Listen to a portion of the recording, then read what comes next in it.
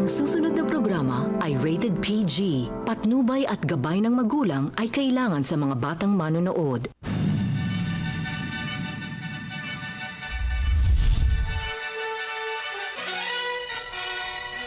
Maayong buntag kaninyong tanan. Welcome sa atong programang Gikan sa Masa para sa Masa karong adlong Domingo, December 6, tuig 2015.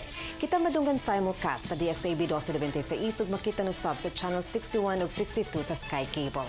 Ako si Attorney Geraldine Chu, alang lamang gihapon sa atong mga hisgutanan karong adlaw. Atong makauban walay lain kundili ang atong Mayor Rodrigo Duterte. Maayong buntag, Mayor. Maayong buntag. Anong damit mo, medyo sige na tingin dyan. Good morning. Good morning. Naka-shorts ka? O naka-mini skirt. Okay. Okay. You're disturbing my... Okay, Mayor, diretso na ta. Diri sa ato ang mga hisgutanan karon. Nibisita ka diha kay Archbishop Valles niadtong Friday, Biyernes. Mahuman adtong insidente sa imong pagpamalikas dito sa Kauluhang, Maynila. Ug imong naingon nga gimaymayan ka, you were admonished by the Archbishop regarding that incident. Pwede ba nimo masulti sa amo, Mayor, unsa gyud ang nahitabo during your meeting with the Archbishop? Well, top priests of mine, Okay. the night before, hinabol ako, went to SM, I had an engagement there, and said that I might want to visit the Archbishop because of the rokos. And sabi nila, may kasalanan ka rin baski na papano. You know, I remain to be a Catholic. And for as long as I am in the flock, I have to obey a superior authority. In this case, a religion, yung mga pare, pati yung mga bishops. And I never really intended to hurt the Pope. Paano yun? I was railing against, I said, against the traffic. Just so happened that one of the, yung bisita, so every street was closed. And it was a monstrous one. And naawa naman ako sa tao. Pagdaan ko sa gabi, it's almost 1,000 people along EDSA, walang masakyan. And I saw a woman na may kargang anak, tapos may hatak-hatak pa na dalawang anak. So, kasi na sa gobyerno tayo, whether it is a pretended sentiment or not, we have to, feel what's wrong. So, pumunta ako and na-admonish nga ako. Then I was lectured on the values, even if the church, sabi niya, is medyo pa pagkakamali. Sabi niya, even the Pope is now looking into these abuses sa simbahan. So wala mga sabi ko, said I'm sorry, and said you might want to control your mouth by sanction. Ano pare, mahilig sa sanction and confession, yung penance. 5 Our Fathers or so sabi niya, why don't you find yourself every time you open your mouth you pay. Sabi ko, yes, okay yan. Every time you open your mouth or you utter a curse? You cuss words. So, paglabas ko pa lang sa residence sa Pope, nandoon yung media. Yung may problema na nang sinabi sa akin, nag-init na naman ang ulo ko. So nakatatlo ako, so that's 3,000. Tapos doon, I cannot remember exactly what function was that, but I was also, sinout off ng media that ay tatlo pa. Sabi ko, I'm going to pay tomorrow. Tomorrow is tomorrow. So nabayaran mo? Day after. So nabilang ko. Na ngayon, I kind of wondering if I can really control my mouth, especially if I'm agitated. Okay. Yung galit, yung usually ganun ang nangyayari. In that incident, medyo galit ako pero hindi kay Pope. I was criticizing government. How come na they allowed the public to endure such, ayaw ko na lang maglaki ang kalit. Kita mo naman sa TV, nagbabaan, naglakad na lang. And that was the same. Kaya nga ako, from the hotel sa holiday, I was thinking that I could be early. pasyal-pasyal ako doon sa Greenbelt. So papunta kami, it took me 5 kilometers, 5 hours. On the third hour, since sabi ko nag-hydrate ako because I sweat a lot, kita mo baski gabi, because may hyperhidrosis ako. Nag-hydrate na ako. On the third hour, naihi na ako. So wala mang ibang ihi ako dyan sa floor. Alam nga paputukin ko yung kidney ko. Tapos yun na. So mabutit na lang ang check-out time sa hotel is 12, di ba? Usually niyan, kung ang flight ko sa hapon, sa gabi, sabihin ko, I will ask for an extension sa... Mabutit na lang maaga kasi hindi namin alam ang sitwasyon. Sarado pala ang Rojas Boulevard. Yun. Okay, so Mayor, seryoso ka nga magmulta ka every time you utter a cuss word? I am a man of my word. Okay. No. And unsaon na kinsay mag-monitor? Is there anyone who will monitor? Well, dito sa... Kanina, I was just relating to your experience. So, hindi naman talaga ako nagmura. Dito, hindi na ako magmura dito. Marinig nila, 1,000 yan. So wala na tayong beep sa show na to? Well, I'll try to behave now. Medyo holy na ako after that visit with the Archbishop. Okay. Kaya sabi nga niya na, sabi nung idemanda. Sabi ko sa kanya kanina, nakita kami sa, paano kung idemanda ko kayo? Pag natalo ka, Bishop, nakita kami sa Manday Hotel. He was the first speaker or the second. Parang nagmas siya doon. Demanda regarding doon sa sexual harassment? Okay. Sabi ko, Monsignor, I'm just thinking aloud. Pag natalo ang Archdiocese na mag-file ako ng damages, which it happened when I was 14, 15, 17 na ako ngayon. Niluloko ko lang. Sabi ko, pag natalo ka, saan ka magkuha ng pera? Wala ka bang negosyo? Wala kang mall. You cannot print money. So, do you get to bayaran mo ako sa damages? Sabi ko, alam ko man kung anong gawin ninyo. Di sa mesa, sa mas, magsabihan sila, my dear, I'm calling upon the flock, the brethren, to, alam mo, mag-second collection tayo, kasi wala man tayong pang bayad kay Duterte. Na if it happens na doon sa magsimba ako, magbayad pa ako sarili ko. Mag-contribute, second collection eh. Para ibayad sa akin kasi lahat naman kami. So okay na yon. Parang wala na yung kaso-kaso. You will no longer pursue any action may bayad yung mga regarding pare. that incident. Kaso-kaso. Saan man kayo magbayad? Magkolekta kayo sa amin. Pati ako nga, sabi ko, kung nagsimba ako, bayad ako. Naloko na. Pero ang imong pagpamalikas, mubayad jud ka? I pay the Caritas. It's a entity of the yung foundation, charitable foundation ng simbahan. So only Caritas ka magbabayad? Doon lang ako magbayad. Wala nilain? Bakit ko payamanin yung mga... So it's a charitable institution? Yes, Caritas. Okay. Yung Davao Caritas. Okay. So, Dirita Mayor, sa laing pang issue, ang kaning disqualification ni Senator Grace Poe sa usa ka desisyon nga gipagula sa COMELEC. The reason kung anong ikaw mudagan or nag-decide na mag-file sa imong COC was because nadismaya ka sa desisyon sa SET nga wala siya gidisqualify. But this time, COMELEC had issued a decision disqualifying her because una, wala siya kaabot dito sa residency requirement nga napulo ka tuig, o ikaduha, gi-consider pud siya nga dili natural born citizen, although that was not considered as a material misrepresentation. That was sa that. kanyang Was COC. not, well, anyway, ganito. Any reason would be a good reason really for me.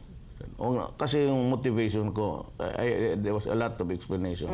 Na I decided to run as a matter of principle. Ano because, alam mo, sabi ko, I would never allow studied for years sa law school. Yan talagang tinuro sa amin, hindi pwede yan.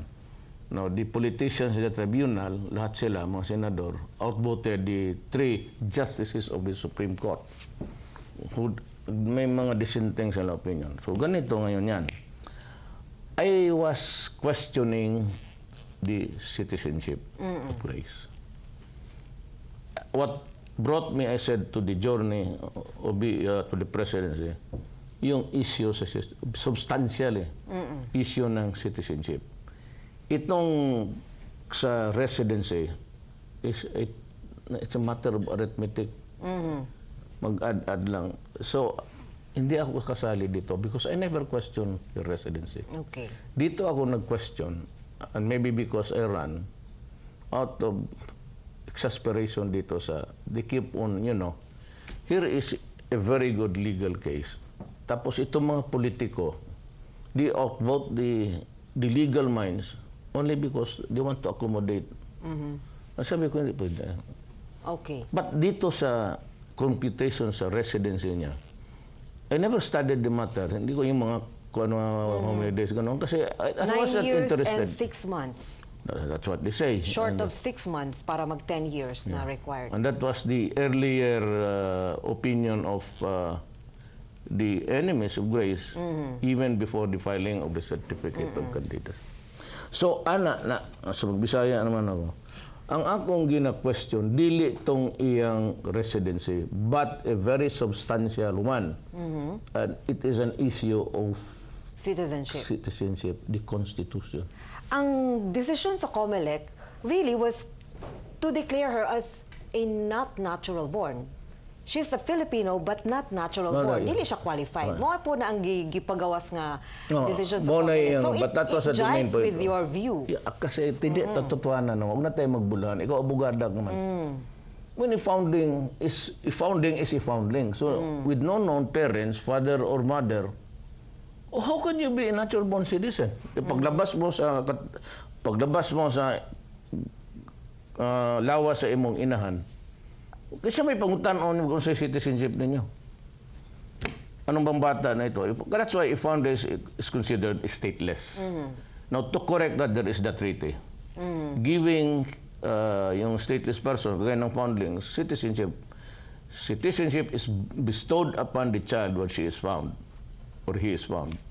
But it doesn't say, it doesn't say that considered foundlings to be citizen of the country where he is found. But it stops short there. It does not say, and deemed to be a natural born citizen. Mahirap yan eh. You know, that position, baskin anong tingin mo sa dumaan ng mga presidente, iyang position by itself is very sacred. Because ang Constitution is the Bible of the citizens. Apart from the Bible and the Quran, iyang Constitution, sinabi ko, dito sa Davao, mix tayo. Ikaw, ano ka ba? Ilongga ka? Bicolano and Ilocano. Combination. My dad is Ilocano, my mom was Kaya pala Bicolana. puti yung paa mo. Ganito yan eh. This is a country of mixed tribes, different cultures, different Moris tawag niyan, and iba-ibang idiosyncrasies. What keeps us together? What binds us together? Ito may mga Muslim, mga Moro people, ito mga Ilocano, Bicolano, Bisaya, different tribes, Ipugaw, Igorot, mga Bagobo dito, Matigsalog. What keeps us together is this simple paper. It's the Constitution. You begin to mess up with it. Sabihin dito, yung Moro BBLO, hindi lulusot. What were the very important selling points there? Because it's unconstitutional. Di sabihin ng mga Moro ng Mindanao, kung kayo mag-interpret ng Constitution klaro, hindi pwede itong amin. Di wag na lang. Away na lang tayo. Bakit kami sa surrender? We might as well fight. Ang delikado niyan ay sa technology ng ISIS. So I went out sa Mindanao, all over Mindanao, just explaining what are the dangers that are really on the horizon, the darkening clouds there. Kaya nga, tapos na they misconstrued it all, at ngayon, ako na yung kandidato pagka-presidente. every Sunday for the last years, maingon ko sa inyo, dili ko interesado. How many times did I utter that? Wala ko'y ambisyon. Early on, I posted a statement in the internet sa website ng Davao City. And I said, I am not interested in the presidency. It does not appeal to me. I do not want it. I do not need it. But ngayon, it seems to be incongruity in my life because I now find myself running for the presidency. Whether I win or lose, wala man akong kasi ayaw ko. Kaya hindi mo makita, nonchalant ako sa if you were disqualified by Comelec, go ahead, be my guest. Kasi wala akong ambisyon eh. Sa totoo lang, sabi ko, I'm praying to the Lord to disqualify me through the Comelec. Magkagubot, Mayor. Baka. Magkagubot. Okay, let's go back, Mayor, ha? Ang imong gisulti, it's like you saying that when you decided to run, it was out of protest because of the decision of the SET. Ngayon, nigawas na pod ang desisyon or resolution sa SET on the motion for recall, affirming their earlier decision. So walang nagbago, the same votation, same persons voted, maintained their votes. Pero itong sa Comelec, disqualification man gud ni for her candidacy as president. So ang kaning sa SET, it was her qualification as senator. And the issue there was, yun na nga, yung natural-born citizen ba siya? Which they said, yes, she is, according to the SET. But according to Comelec, she is not a natural-born citizen. Yeah. Pero as far as the issue of running for the presidency is concerned, kanimang Comelec decision ang murag ato ang basehan, di ba? Since she's disqualified. COC, sila yung magpunta ka doon. I want to run for the presidency. Then they would include your name in the ballot. Because if you're disqualified, they would not waste their time putting your name there. It's not dekorasyon doon sa ano. So, Mayor, daghay mangutana karon. Karon nga gidiskwalipika sa Comelec si Grace po, although not based on the material misrepresentation dahil sa kanyang citizenship, but for her residency. Unsa imong action? Are you going to withdraw your candidacy karong na-disqualify siya? Kay murag mo na ang basis sa imong decision sa una nga mudagan ka because she wasn't disqualified. Correct. Or she wasn't if declared. At this point in time, there is a ruling that is with finality, okay ako. Okay. But that can, una yan, MR, motion for reconsideration to review your earlier decision. Then it goes up way to the Supreme Court. It is when there is a final decision that would really say that she is a citizen or she is not, then that is the time I will comply with my commitment to the public. As of this time, still, wala pa. Ipasaka pa sa Comelec and Bank, and after that, it will be elevated to the Supreme Court. When the Supreme Court will decide with finality, that is a mystery to all lawyers like us. Pero kung pananglitan, Mayor, di pa na siya madesisyonan ang kanang issue na og panahon na sa eleksyon, definitely ang pangalan niya apilang gihapon sa balota. Yes. Therefore, padayon ang imuhang pagkandidato. Yes. Pero pag ma-decide na siya earlier, like before pa mag-print ang balota, and the decision is that she cannot run, she is disqualified, will you withdraw your candidacy? Sabi mo na printan ang balot. So, paano yan? No, prior to the printing of the ballot. I don't think so. Take the time frame of legal issues here. I don't know. Kung ikaw, Mayor, ang madiskwalipika, ingon ka nga, okay lang sa imuha. Well and good. But there are people saying na magkagubot ang Pilipinas. In a sense, yes. Because, I would like to thank God for believing kung kus Ginoo nga tuo pod ang mga tao sa ako, tuo pod mo. Sa survey karon number 1 masyadong mataas ako. Sa ano yung isa sa SW? SWS survey. I am 37 ako, si Grace is 26. Bina is 26. Medyo malayo. So, murag magkagubot rin, baka patayin ako kung ako na ang mag... di sabihin ko, wag niya akong sisihin si Grace. Yung file-file dyan, hindi naman siya ano. She knows it. Ang makita magudi lang nga trend ani Mayor is that it's a process of elimination. Kung i-disqualify si Grace po, ikaw po i-disqualify po ka. Correct. So there will now be 2 or 3 running for the presidency. Ang mabilin din ha. And wala nang choices. So not Anyone much will do. choices. But wala choices, there are 3. Kaya nga, pero wala nang mapagpilian pang masyado. Or at least the choices that they want, wala na doon sa pagpipilian. You can do with whoever is Yes. you want. Pero ang prediction is that magkagubot if that happens. Well, I think there will be a rumble. Well, a murmur dito sa Moro. Kaya medyo Duterte yan, almost all, because of my blood ties. And ang left, magwala rin yan. Because I would like to tell you now that I am left and I've always been connected with Bayan. Alam ninyo yan. But I ask the people of Davao City, I've been your mayor for 22 years. Have you seen any single NPA soldiers roaming around? Kaya nga maswerte kayo, magkakaintindihan kami na palayo yan sila. Aywan ko. I would not want to judge the military and the police. Sila lang yan who can mount the pressure, the greatest pressure actually. Baka pareho tayo sa Thailand, the military there admonish the people of yung mga parties to settle the differences. When there was this infighting at became a national issue, nag-aaway na, there was rioting, or rioting if you want to pronounce it that way, yun, nag-intervene ang military to, apparently to stop the disorder.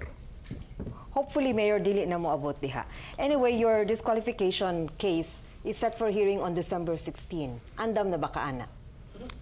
I said, I will go out, usually after Christmas, I get lost. So, ako hindi magpakita ng, I mean, they can decide either way, I will abide by the decision. As a matter of fact, I'm suggesting to you now, gentlemen, may babae ba dyan sa Kunik? Wala. Wala. Walang... Wala akong mayroon. Yung sa Iloilo. Si Rowena. O, di sabihin ko, as a matter of fact, I'm asking you to DQ me for all I care.